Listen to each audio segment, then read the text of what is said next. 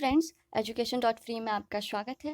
मैं आपको UP BEd की इंट्रेंस एग्जाम में जो हिस्ट्री के इंपॉर्टेंट क्वेश्चन बन सकते थे वो सारे क्वेश्चंस करवा रही थी, जिसका मैंने 2 वीडियो अपलोड किया है, जिसमें मैंने 50-50 करके क्वेश्चंस बताया था, जिससे 100 क्वेश्चन आपके कंप्लीट हो चुके थे।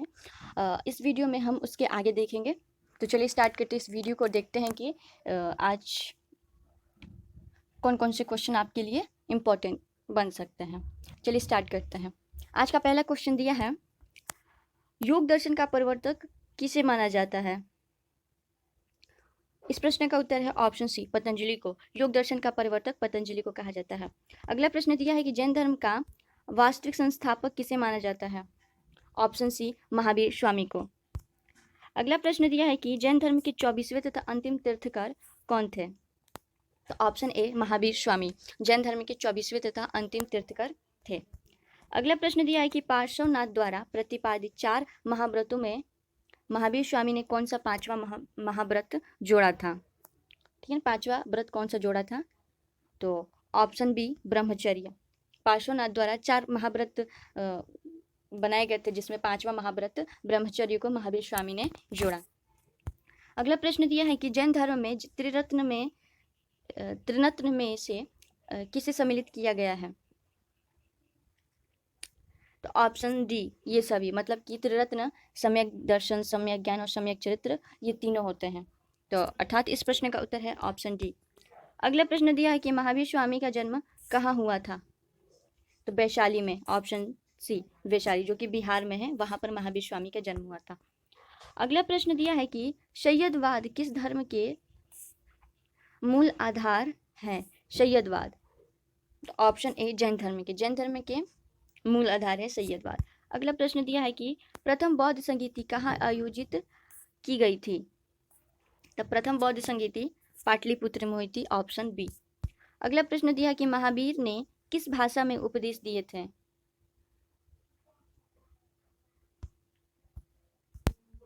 इस प्रश्न का उत्तर दिया है ऑप्शन ए, प्राकृत भाषा। अगला प्रश्न दिया है कि महात्मा बुद्ध का जन्म कहाँ हुआ था? तो ऑप्शन डी, लुम्बिनी में। अगला प्रश्न दिया है कि महात्मा बुद्ध की गृह त्याग को बौद्ध ग्रंथों में क्या कहा जाता है? महात्मा बुद्ध के गृह त्याग को बौद्ध ग्रंथों में क्या कहा जाता है? तो ऑप्शन सी, महाभिनिष्क्रमण कहा जाता है। अगला प्रश्न है कि महात्मा बुद्ध को ज्ञान की प्राप्ति कहाँ हुई थी? तो ऑप्शन सी, बोध गया, जो कि उर्वेला में है, निरंजना नदी के तट पर। यहाँ पर महात्मा बुद्ध को ज्ञान की प्राप्ति हुई थी। अगला प्रश्न दिया है कि महात्मा बुद्ध ने अपना पहला उपदेश कहाँ दिया था? इस प्रश्न का उत्तर है ऑप्शन डी, सारनाथ। अगला प्रश्न दिया है कि बौद्ध धर्म के त्रिरत्न में निम्नलिखित में से किसे सम्मिलित किया जाता है? इन सभी को, बुद्ध, धम्म, संघ, ये त्रिरत्न है बौद्ध धर्म के। अगला प्रश्न दिया है कि महात्मा बुद्ध ने अपना उपदेश किस भाषा में दिया है? तो ऑप्शन ए, पाली भाषा में। महात्मा बुद्ध ने अपने जितने भी उपदेश दिया है वो पाली भाषा में दिया है। अगला प्रश्न है कि महावीर को निर्वाण की प्राप्ति कहाँ हुई थी? महावीर स्वामी को अपनी निर्वाण की प्राप्ति कहाँ हुई थी? ऑप्शन ए, पावापुरी में। अगला प्रश्न दिया है कि मौर्यकालीन समाज एवं संस्कृति के संबंध में महत्वपूर्ण जानकारी मिलती है? ऑप्शन ए, इंडिका में। अगला प्रश्न दिया है कि प्रथम बौद्ध संगीति का आयोजन कहाँ किया गया था? तो ऑप्शन डी, राजगृह में। अगला प्रश्न है कि चतुर्थ बौद्ध संगीति कुंडल वन में किसके शासनकाल में आयोजित की गई थी? तो इस प्रश्न का उत्तर है ऑप्शन सी, कनिष्क के द्वारा। अगला प्रश्न दिया है कि गौतम बुद्ध ने संसारिक दुखों के बारे में कितने आर्य सत्य बताए हैं? Option B, 4। अगला प्रश्न दिया है कि गौतम बुद्ध की जीवनी संबंधी कहानियों का वर्णन किसमें मिलता है? तो ऑप्शन ए, जातक में। गौतम बुद्ध की जीवनी संबंधी जितनी भी कहानियां का वर्णन किया गया है वो जातक कथाओं में किया गया है। अगला प्रश्न दिया है कि 16 महाजनपदों के बारे में किस बौद्ध ग्रंथ से जानकारी मिलती है? ऑप्शन ए, अंगुत्तर निकाय। अंगुत्तर निकाय से 16 महाजनपदों के बारे में जानकारी मिलती है। अगला प्रश्न दिया है कि निम्नलिखित में से कौन सा युग सुमेलित नहीं है? यहाँ पे महाजनपद दिया है और उसकी राजधानी दी गई है। तो ऑप्शन ए देखते हैं, गंधार, इसकी राजधानी तक्षशिला। ऑप्शन बी दिया है अंग, जिसकी राजधानी चंपा थी। ऑप्शन सी मगध दिया है, जिसकी राजधानी गिरिवज थी। और ऑप्शन डी कौशल, जिसकी राजधानी मथुरा नहीं थी। अर्थात इस प्रश्न का उत्तर है ऑप्शन डी, यह सही सुमेलित नहीं है। अगला प्रश्न दिया है कि हर्यक वंश के किस शासक को कुणिक कहा जाता है। तो इस प्रश्न का उत्तर है ऑप्शन बी, अजातशत्रु को कुणिक कहा जाता है। अगला प्रश्न दिया है कि पाटलिपुत्र नगर की स्थापना किसने की। ऑप्शन सी, उदयन ने। अगला प्रश्न दिया है कि निम्न में से किस शासक ने वैवाहिक संबंधों के आधार पर अपने साम्राज्य को स्थिरता प्रदान की थी। तो बिंबिसार ने। ऑप्शन ए, बिंबिसार ने वैवाहिक संबंधों के आधार पर अपने साम्राज्य को स्थिरता प्रदान की थी। अगला प्रश्न दिया है कि अवंती को मगध साम्राज्य में मिलाने का श्रेय किस शासक को है। तो ऑप्शन सी, शिशुनाग को। अवंती को मगध साम्राज्य में मिलाने का श्रेय शिशुनाग को दिया जाता है। अगला प्रश्न दिया है कि कालाशोक की राजधानी कहाँ थी। तो ऑप्शन ए, वैशाली में। कालाशोक की राजधानी वैशाली में थी।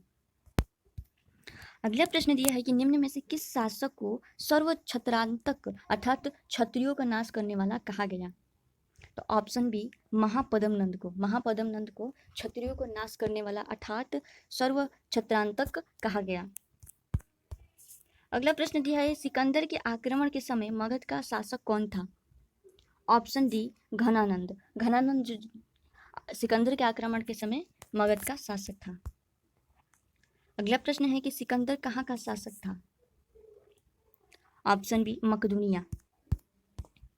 अगला प्रश्न है कि सिकंदर एवं पोरस के बीच हुआ 326 ईसा पूर्व में का युद्ध किस नाम से जाना जाता है। तो ऑप्शन बी, बितस्तता या झेलम का युद्ध। अगला प्रश्न दिया है कि चंद्रगुप्त मौर्य के सेंड्रोकोटस के रूप में किसने पहचान की थी। ऑप्शन बी, विलियम जोन्स ने। नेक्स्ट क्वेश्चन है कि चंद्रगुप्त मौर्य का प्रधानमंत्री कौन था। Option A, Chanakya. चंद्रगुप्त मौर्य का प्रधानमंत्री चाणक्य था। अगला प्रश्न दिया है कि चंद्रगुप्त मौर्य ने नंद वंश के किस शासक को समाप्त कर मौर्य वंश की स्थापना की थी। Option D, Ghananand. अगला प्रश्न है प्रसिद्ध यूनानी राजदूत मेगस्थनीज किसके दरबार में रहता था। ऑप्शन ए, चंद्रगुप्त मौर्य के दरबार में। अगला प्रश्न दिया है कि कौटिल्य की विश्व प्रसिद्ध रचना है। ऑप्शन बी, अर्थशास्त्र। अगला प्रश्न दिया है कि इंडिका किसकी रचना है। Option C, Megasthenes. अगला प्रश्न दिया है कि निम्नलिखित में से कौन सा कथन असत्य है। तो ऑप्शन ए, कौटिल्य का दूसरा नाम विष्णुगुप्त या चाणक्य था, यह ऑप्शन सही है। ऑप्शन बी दिया है कि चंद्रगुप्त मौर्य ने सौराष्ट्र में सुदर्शन झील का निर्माण करवाया था, यह ऑप्शन भी सही है। ऑप्शन डी दिया है कि ऑप्शन सी दिया है कि चंद्रगुप्त मौर्य ने अपने अंतिम समय में जैन धर्म की दीक्षा ले स्वर्णबेलगोला में प्राण त्याग कर दिए, अर्थात ये भी सही है। इस प्रश्न का उत्तर होगा ऑप्शन डी, इनमें से कोई नहीं। नेक्स्ट क्वेश्चन है कि यूनानियों ने किसे अमित्रोचेटस कहा है। ऑप्शन सी, बिंदुसार को। अगला प्रश्न दिया है कि मौर्य शासक अशोक ने कलिंग पर कब आक्रमण किया। ऑप्शन बी, 261 ईसा पूर्व में। अगला प्रश्न दिया है कि अशोक के शिलालेखों को सर्वप्रथम किसने पढ़ा था। ऑप्शन डी, जेम्स प्रिंसेप ने। अगला प्रश्न दिया है कि अशोक के किस शिलालेख में उसकी कलिंग विजय का वर्णन है। ऑप्शन डी, 13वें अभिलेख में, 13वें शिलालेख में। अगला प्रश्न है कि निम्न में से किस लघु शिलालेख में अशोक का बुद्ध शाक्य एवं अशोक का नाम मिलता है। इस प्रश्न का उत्तर है ऑप्शन बी, मास्की। मास्की अभिलेख में अशोक का नाम बुद्ध शाक्य एवं अशोक के नाम मिलता है। अगला प्रश्न है कि अशोक का कौन सा अभिलेख दो भाषाओं ग्रीक और अरमाइक में प्राप्त हुआ था या होता है। तो इस प्रश्न का उत्तर है ऑप्शन ए, सरे कुना। अगला प्रश्न दिया है कि सांची के स्तूप का निर्माण किसने कराया था? इस प्रश्न का उत्तर है ऑप्शन सी, अशोक ने। अगला प्रश्न दिया है कि मेगस्थनीज ने भारतीय समाज का वर्गीकरण कितने भागों में किया? ऑप्शन डी, 7 भागों में। भारतीय समाज का वर्गीकरण 7 भागों में किया था मेगस्थनीज ने। अगला प्रश्न है कि किस मौर्य शासक ने धम्म का प्रतिपादन किया था? इस प्रश्न का उत्तर है ऑप्शन बी, अशोक ने। अगला प्रश्न दिया है कि निम्नलिखित में से कौन सा कथन असत्य है? तो पहला दिया है ऑप्शन कि अशोक ने धम्म के प्रचार के लिए महेंद्र एवं संघमित्रा को श्रीलंका भेजा। ये पहला ऑप्शन बिल्कुल सही है। दूसरा ऑप्शन दिया है कि चंद्रगुप्त मौर्य की राजधानी पाटलिपुत्र थी। ये ऑप्शन भी सही है। अशोक के धम्म की परिभाषा राहुलोवाद नामक बौद्ध ग्रंथ से ली गई है। ये ऑप्शन भी सही है। अर्थात इस प्रश्न का उत्तर होगा ऑप्शन डी, उपयुक्त में से कोई नहीं। सारे कथन सत्य हैं। अगला प्रश्न दिया है कि मौर्य काल में बिस्टी किसे कहा जाता है? तो इस प्रश्न का उत्तर है ऑप्शन सी, निःशुल्क श्रम को।